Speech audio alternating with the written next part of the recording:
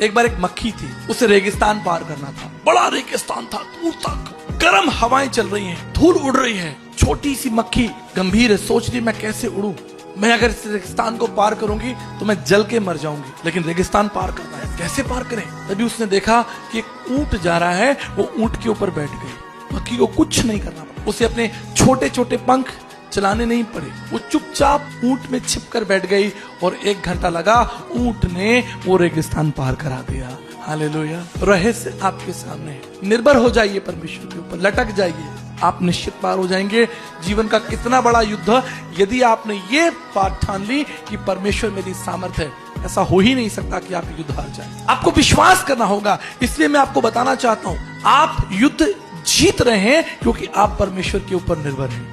परिस्थितियां कितनी कठिन क्यों ना हो, लोग परिस्थितियों से निराश हो जाते हैं। मैं देखता हूं लोग आत्महत्या कर लेते हैं। संघर्ष करते करते वो सोचते हैं हमारे पास कोई साधन ही नहीं है, इससे बेटर है कि पंखे में रस्सी लगाओ और मर जाओ।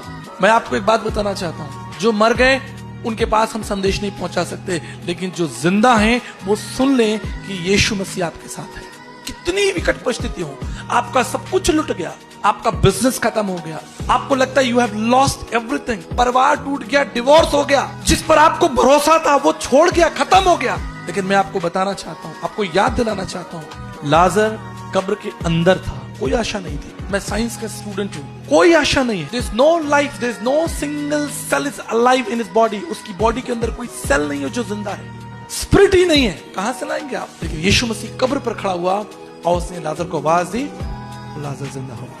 आपकी परिस्थितियां कितनी कठिन हो, कितनी भी ज्यादा, मैं आपको एक बात याद दिलाना चाहता हूं, यदि आप प्रभु के ऊपर निर्भर हैं, परमेश्वर आपको पुनः स्थापित करेगा, पुनः खड़ा करेगा। परमेश्वर अपने लोगों को कभी लज्जित होने नहीं देगा। मरने के लिए नहीं बुलाया उसने आपको उसने इसलिए बुलाया कि आप परिस्थितियों पर जयवंत होंगे।